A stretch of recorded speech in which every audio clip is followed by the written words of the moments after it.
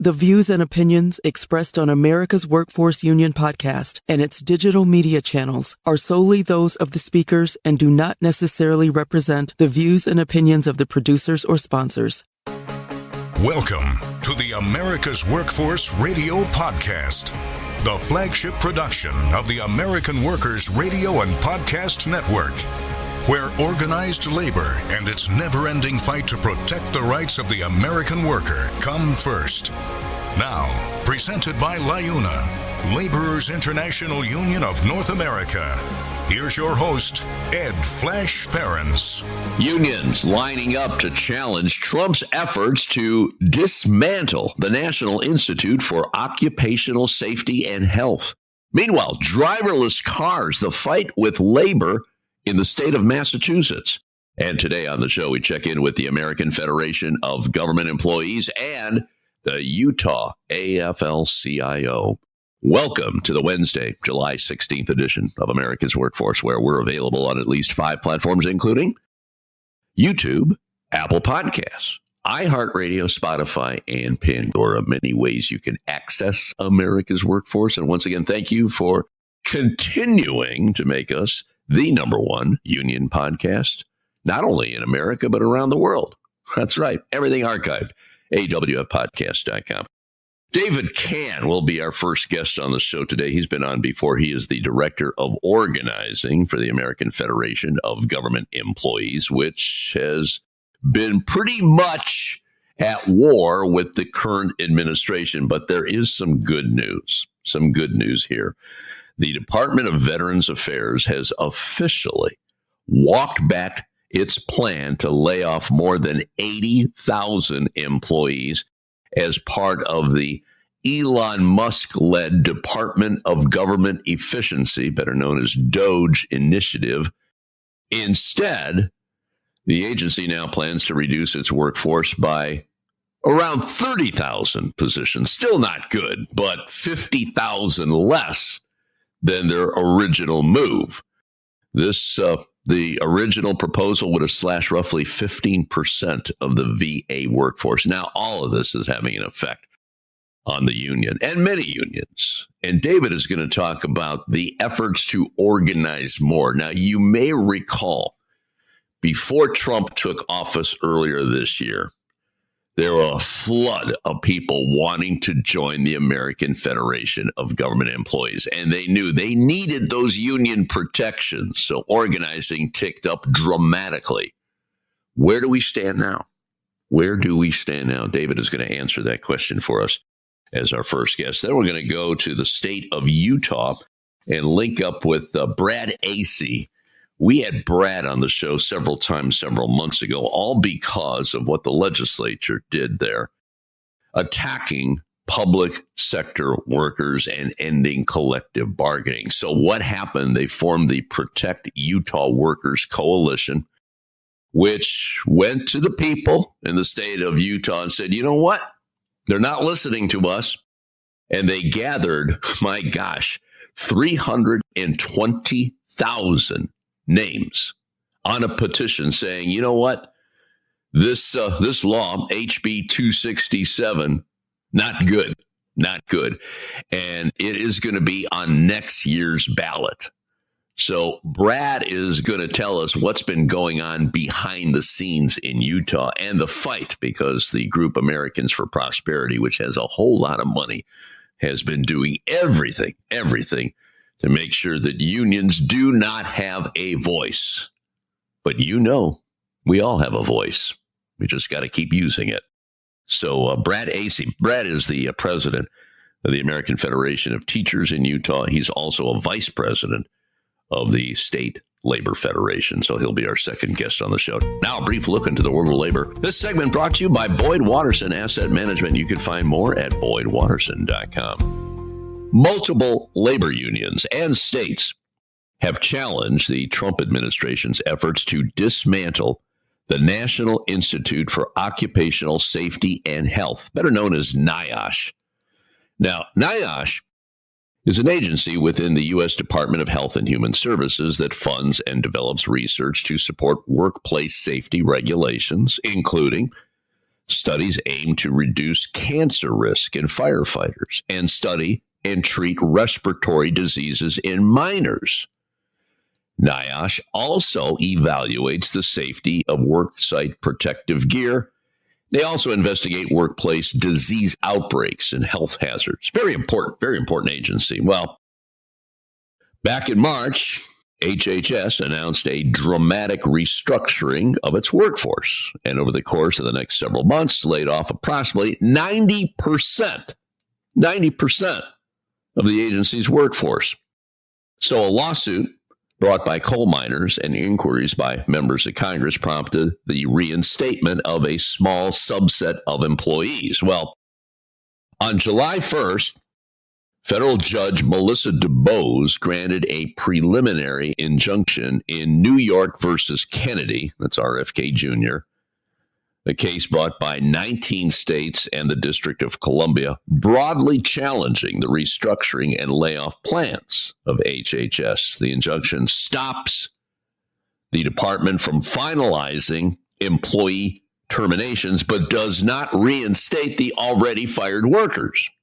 Meanwhile, National Nurses United, this was another case, National Nurses United versus Kennedy. In that case, multiple unions continue to move forward with their own challenge, specifically focused on the dismantling of NIOSH.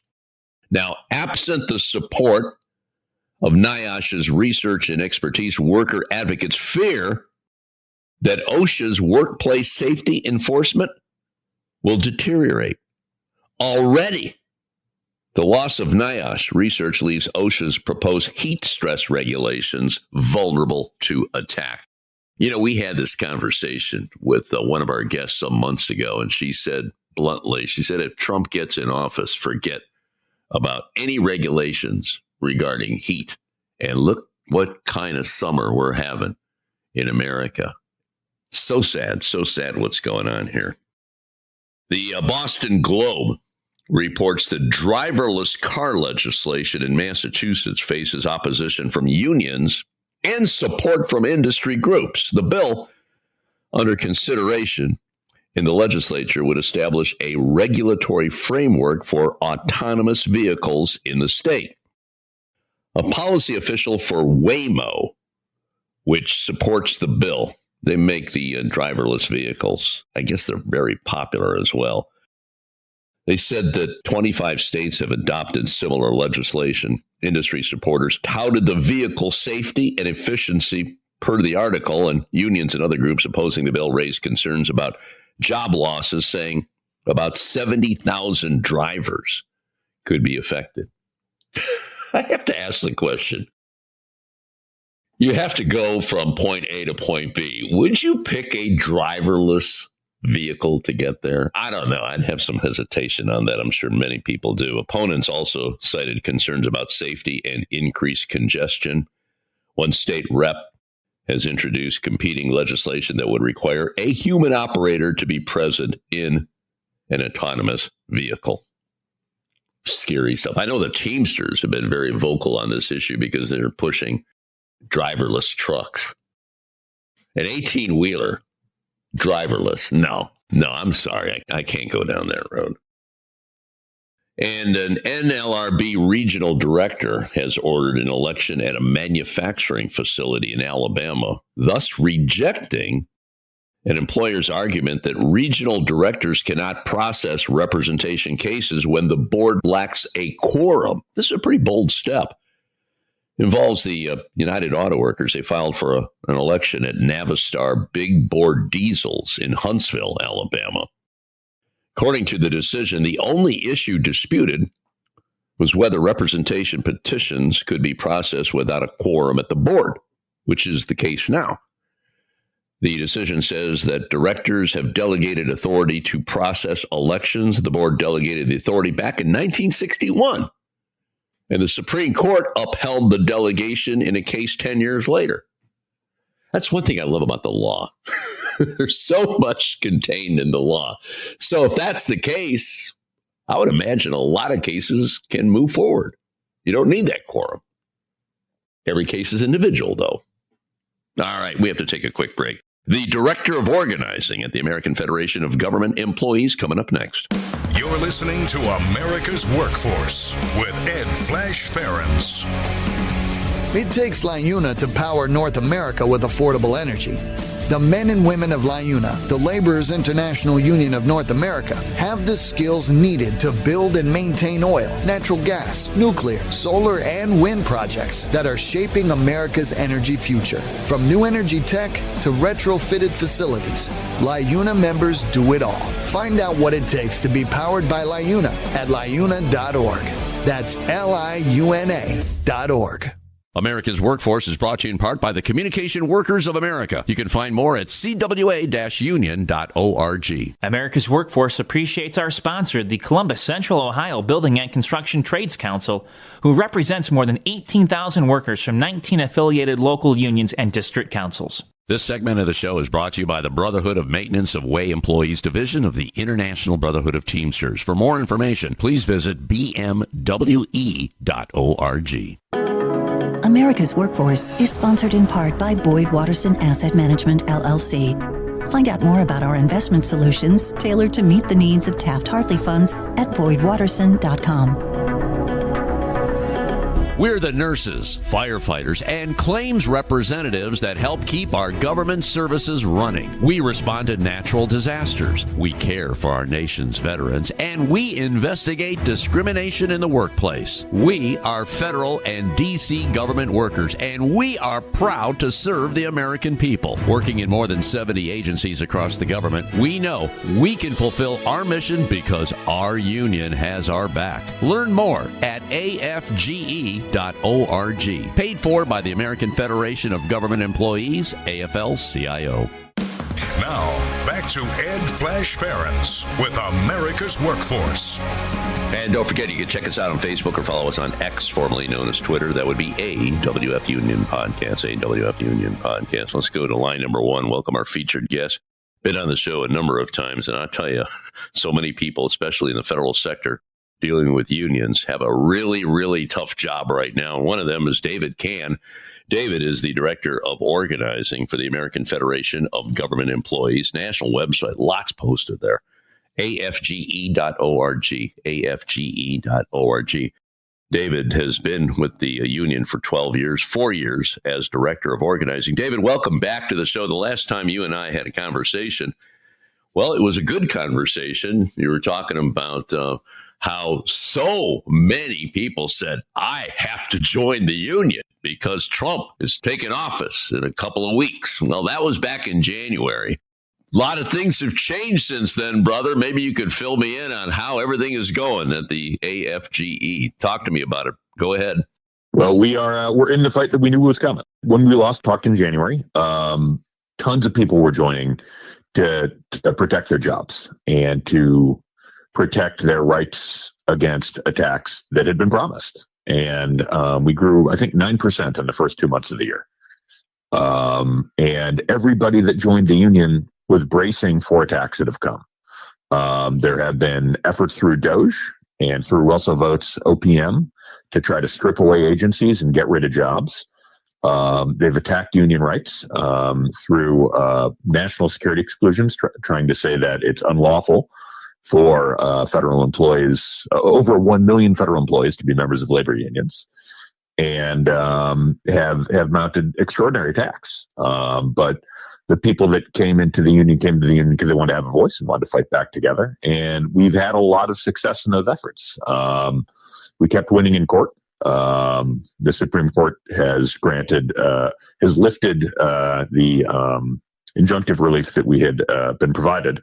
So they've allowed a lot of these layoffs to go forward, but I'm optimistic that we're going to be able to fight back against them, because as we've mobilized, we've talked about how important the work federal employees do is to the American public, and it's something that they've seen in ways that hadn't been visible in the past. And as a result of that, DOGE has become septic. Elon Musk has left. They no longer talk about the attacks on federal employees under that umbrella. They now talk about it as layoffs under OPM. And at the VA, where they're planning to have 80,000 layoffs and get rid of 80,000 people that provide care to veterans, in communities all across the country, they've walked away from that, saying that just normal attrition, normal people walking away from the agency and leaving the agency understaffed will be sufficient. It is my hope that as federal employees continue to raise their voice, we're going to be able to push back against all of the attacks on the federal service, and it'll simply be untenable. It'll be too unpopular for them to move forward. I'm glad you brought up the VA. I was just talking about that at the top of the show. And again, they wanted 80,000 employees. And this is when Musk was in charge, 80,000 employees to be gone. And this is an agency that, and David, I talked to many people at your union about this. They needed more people. They were down a couple of years ago, 50,000. And the process of getting, new hires is pretty cumbersome. There's a lot of vetting that goes on, and I get that. I understand that whole thing.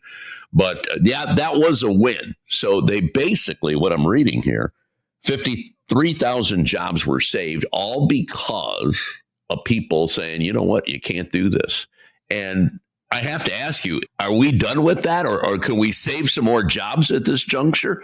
I mean, why is it like 50,000 jobs saved? Where did that number come from? I think that's a great question. A great series of questions. I think the first thing that's worth pointing out is all of these attempts to strip down the federal government come from a place of misunderstanding or ignorance about the work that gets done.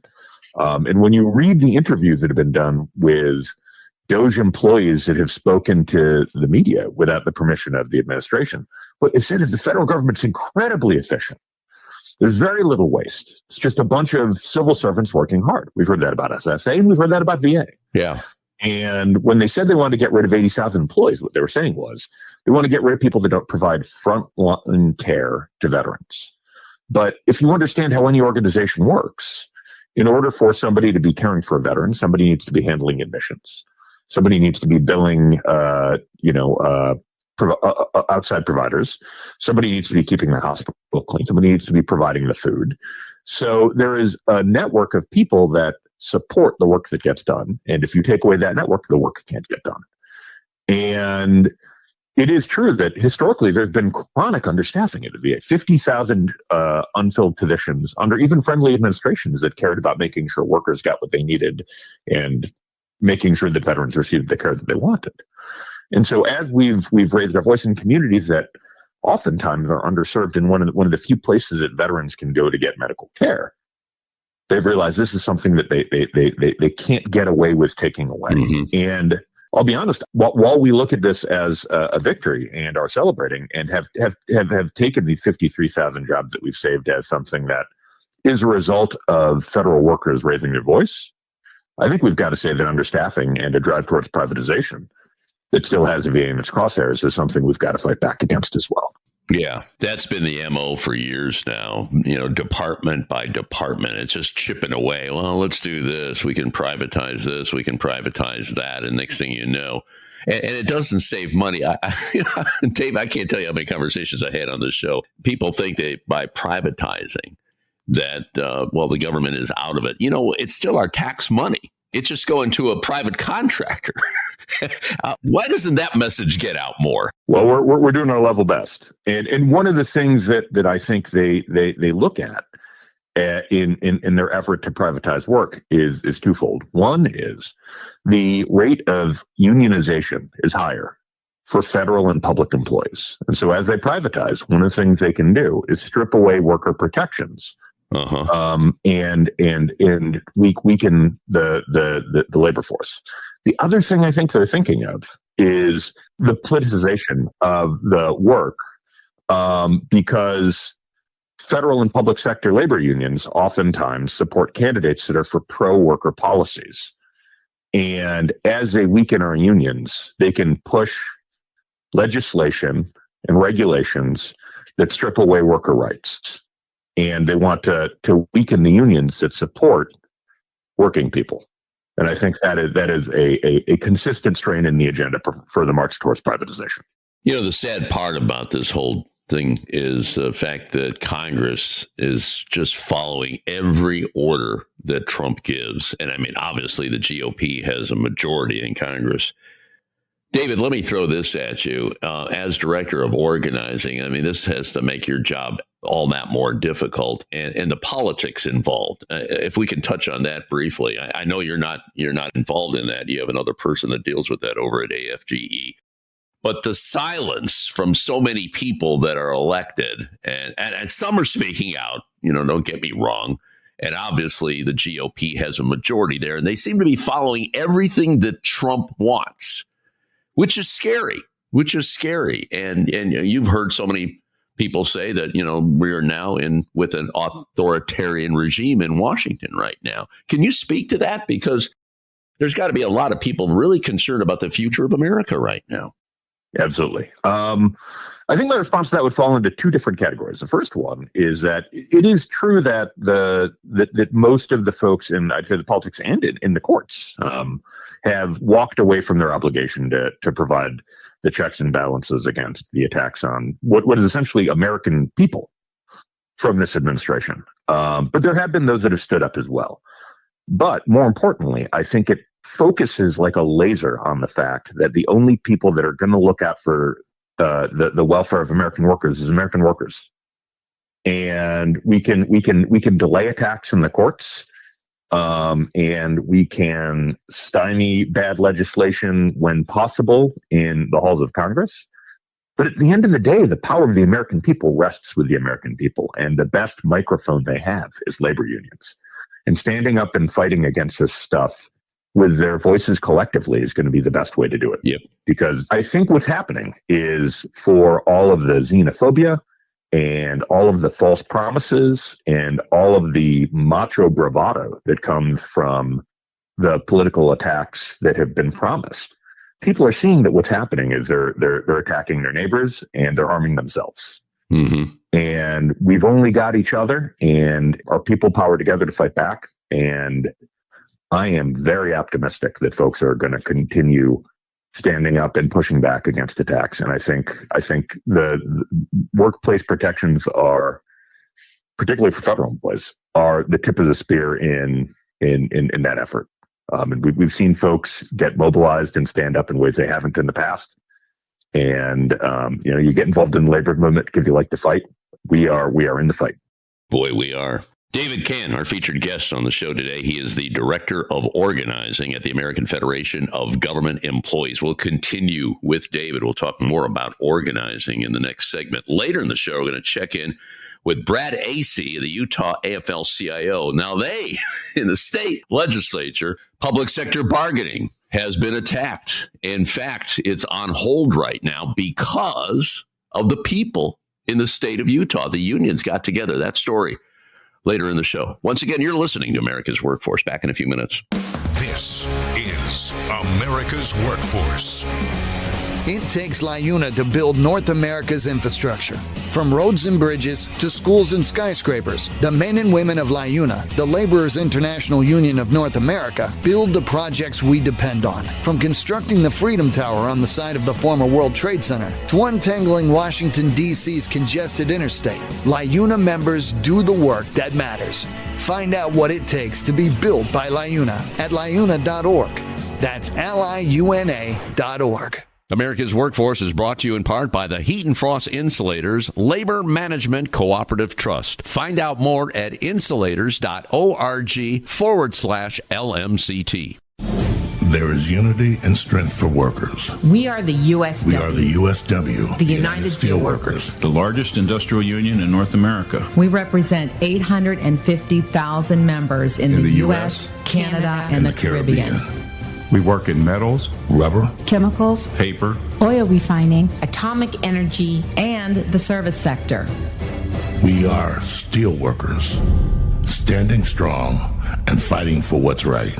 America's Workforce is brought to you in part by the Ironworkers. You can find more at ironworkers.org. America's Workforce Radio is sponsored in part by the International Union of Painters and Allied Trades, District Council 6, representing painters, glazers, drywall finishers, and sign and display industry workers. They remind you that belonging to a union is your right as an American. America's Workforce is brought to you in part by Broadstripes, the digital tool for union organizing and member communication at broadstripes.com. This is America's Workforce. More shows available at awfradio.com.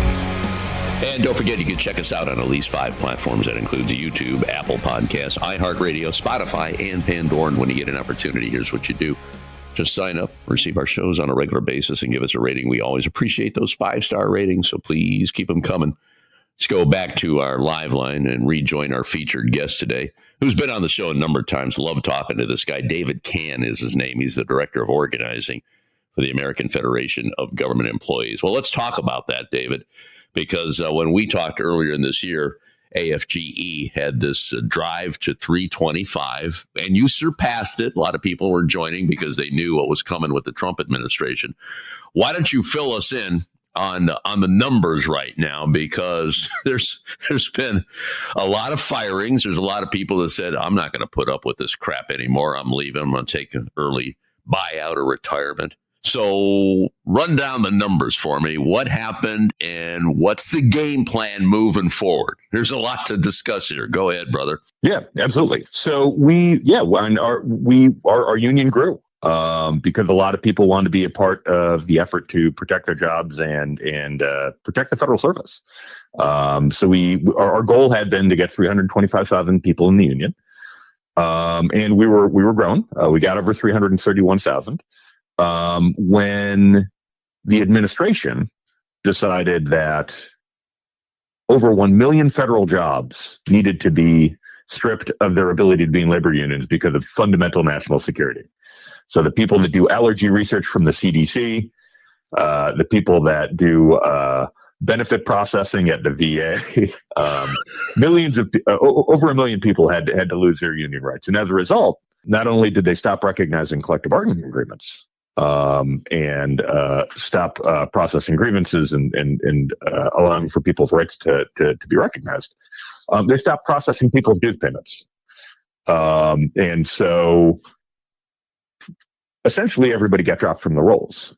We suspected this attack would be coming and began an effort in earnest at the beginning of the year to move everybody over from payroll dues deduction, where the agency would have their hands on the power switch, over to direct dues. And so when we explained, we don't want this agency to have power over your ability to have a voice on the job, your ability to be a member of a union and to fight back, we moved over 130,000 people off of payroll dues deduction onto direct pay in the first 100 days because they wanted to stay a member of the fight. And if we hadn't, our union wouldn't be here. But we were prepared when they dropped people's membership, and we made sure that this administration didn't have a say as to whether or not people had a voice on the job and whether or not people were a union, because the union is the workers, and that's not something the employer had the right to take away. And so as a result, we're standing and fighting. And I think at the end of the day, we're going to win these fights. So just to be clear, how many union members do you have right now at AFGE? Because you did some shifting here, and I just want to get that number clear. Where do we stand? We stand over 220,000. Okay. And it could have been a lot worse. That's what I'm hearing in this conversation then? It could have been, and we're continuing to migrate folks over. We're in the midst of it, and what it comes down to now is fundamental organizing, having one-on-one conversations with folks about the importance of making sure that the workplace is fair and protected, and getting them back into the fold. And my hope is, and not only going to grow back to strength we had at the beginning of the year, but beyond that, because the times call for it. Yeah. Well, there's a lot of people in the federal government that, are getting the benefits of the union, but they're not paying for it. And that's exactly what's going on right now, because the way it's set up right now, it's almost like it is pretty much a right to work shop. You're getting a free ride. So you're going to target a lot of the people right now. And I know you've been very successful at that prior to Trump, taking over the second time. And you've been like setting up parties and meet and greets and that kind of thing. So is that strategy what's going on and will continue to go on from this point on, right? It is. And we've been innovating different ways to recruit folks virtually. We have people now that we have people joining the union directly online. what we found is that having a conversation with an organizer or a union officer on occasion has been an unintentional barrier to membership, and that we've had tens of thousands of people join simply because they want to be a part of the fight, and all they had to do was drop it into Google, look up their workplace union, and join.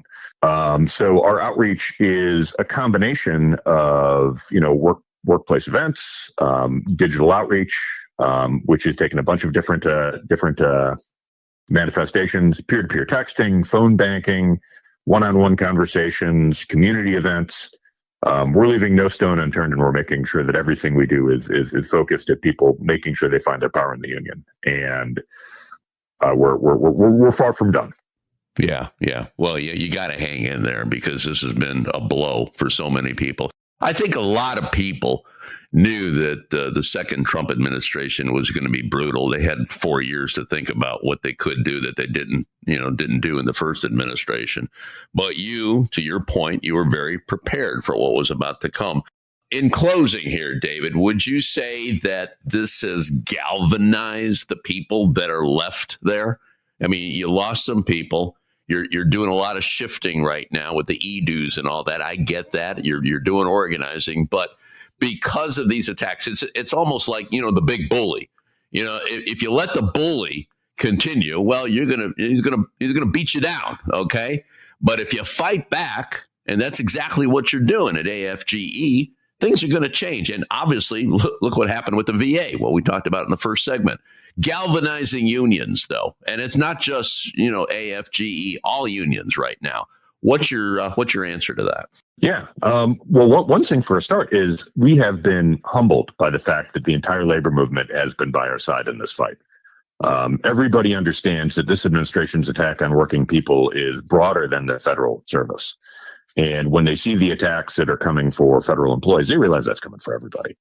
And so all of the unions in the AFL, and even unions that aren't, have stood side by side saying that they want to fight back against this, which has been, I think, remarkable. The whole House of Labor is in solidarity right now. But more than that, every worker realizes that their voice is the only thing that can make a difference. And they're seeing that when they stand up, all of these policies are super unpopular. People don't want to see American workers and American services stripped away. And from the budget bill that just got passed to the Supreme Court decisions that are raining down on top of us, to these attacks on federal workers, it's just Americans getting harmed by this administration. It's a war on Americans. People want to be a part of fighting back against that. And the federal workers that are in the fight are focused like you wouldn't believe right now. And whether it's rallying against bad legislation, marching on the boss, against bad workplace conditions, or fighting back against these proposed layoffs, the plans are keeping secret because they know how unpopular they would be. Folks, I think, are ready to fight. And I think at the end of the day, we can count on winning most of these fights because Americans want to stand together and see themselves protected. Americans want a voice on the job. Unions are more popular than they've ever been, and that's because they're more necessary than they've ever been.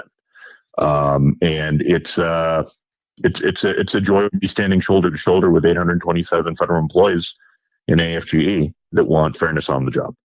Amen to that.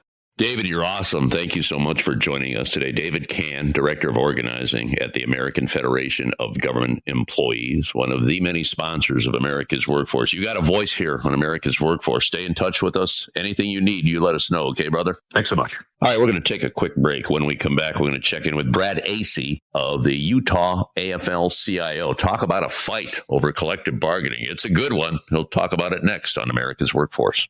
This is America's Workforce. It takes LIUNA to keep America running.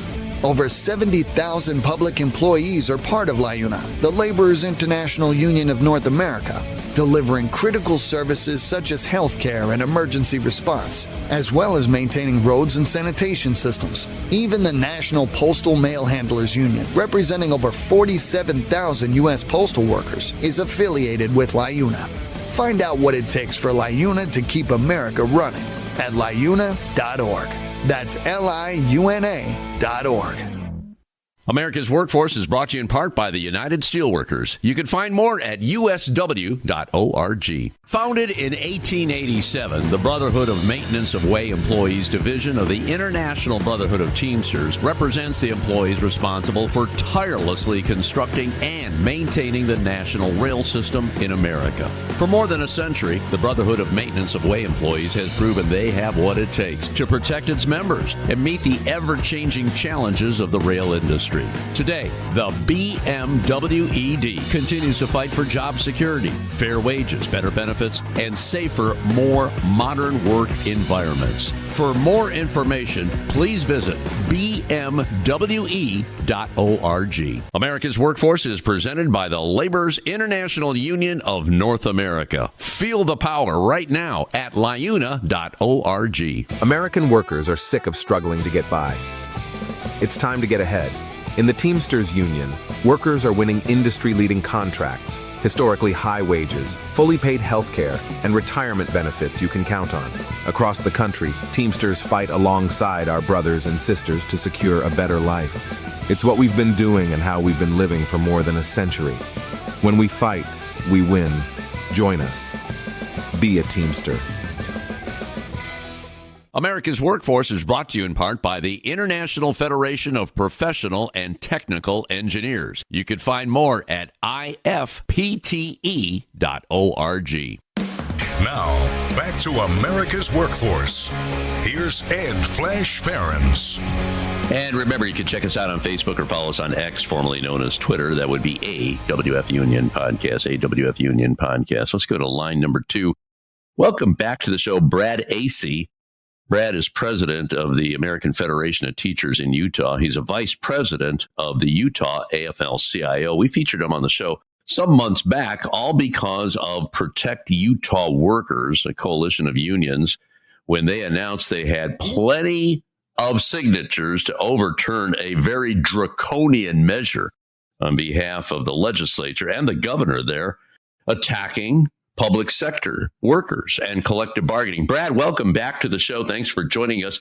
I figured I'd give you a call here just to get an update on what's going on because, number one, the unions, they got together. They did the right thing, as they usually do. They got the signatures, and it's going to be on the ballot. Okay, this year, next year, talk to me about that. Go ahead, Brad. Yeah, thanks for having me on. So the ballot will be on the ballot in November 2026. So the governor decided not to hold a special election this November, and so it's been pushed out to the 2026 ballot. Okay, is that a good thing or a bad thing? Did you want to have this happen this year, or is it okay to go next year? I mean, you don't have a choice in the matter now, but just wondering where you stand on this. Right. You know, both sides had pros and cons. It would have been nice to have it on the ballot because of the momentum that we have recently with the signatures being gathered. And, you know, that would have been nice to just get it over with and have it done. But also now that it's been pushed out, we can really build a healthy campaign around it, educate the public even more so on what this bill is, why it's harmful to working families. And so now we're just going to have to go out and educate the public and make sure we keep the momentum up. So it's going to be a tough campaign and lots of boots on the ground and things like that. But we're gearing up for it. We're ready to go. So. Well, we're in the middle of summer now. I would imagine not too much is being said, but we can point out that I guess the Utah chapter of Americans for Prosperity, they launched their campaign. This is crazy. Maybe you could refresh us on this because they didn't want this to happen. I mean, it sounds like they bought and paid for the legislature there to be anti-union. I mean, that's what they're all about. And they don't like unions. Let's be honest about that. Yeah. But are they doing anything right now in the dead of summer or what? It's been a little quiet because we had so many signatures. Basically, the opponents of unions came out and said they were not going to push a hard campaign to get people to pull their names off of the petitions. And they really didn't do that, but we definitely know that they're going to be gearing up now that it's on the ballot. So we haven't seen too much. I mean, there has been some ads. There's been some social media out there. There's been some flyers that have been put out. by them, and they all pointed to this affects Utah students. That was their whole focus, and which it has nothing to do with Utah students. So they were trying to do workarounds and try to figure out ways to spin the narrative on what the bill really was about. So we did just receive last week the language that's going to go on the ballot. We are meeting with Protect Utah Workers Coalition today at 11 o'clock Mountain Time in just an hour to discuss the language on that. We have an opportunity to change it, appeal, push our narrative that's in there and make sure that we can get our say in this. It's very simple language, and so we're gonna discuss it today and see what we can do to tweak that language a bit. Well, Brad, good luck on that. And I could speak to what happened in the state of Ohio last year. There was a group, because we're a very gerrymandered state. Yes. Like many states in America, by design, so they can keep the majority in power. And this has been going on for decades now. And the way they worded it made it very confusing to voters. And as a result, the voters had an opportunity to end gerrymandering, and they didn't do it. And right now, I don't know when that's going to be back on the ballot. So I would imagine you'll be paying close attention to what's going to happen on that language on that. So they're going to get that language done now, and then that's going to stay in place until November of 2026 then? Yes. So, yeah, we've seen the language, and it is confusing, just like you said. That's the tactic that they use. So we'll see how we can tweak the language. We do have a say on that. We'll see what happens. But when the final language comes out, again, we're going to have to educate people and the citizens on what this really is about, and make sure that we clear up any confusion. So that will be our goal. It's boots on the ground, getting that out and running a huge campaign. And it's going to be a costly campaign, unfortunately. Scenes are expensive to fight. Yeah. But we're definitely pulling people together and the public and those supporters of working families and unions. So we're ready for the fight. Feel good about it. Brad, I have to ask you, have you noticed other states saying, hey, what did you guys in Utah do? Because you were supposed to collect in a very short amount of time 140,000 signatures to get this on the ballot. You got 320,000, which is monumental. I'm sure that caught the attention of other state federations. Did you hear from them at all?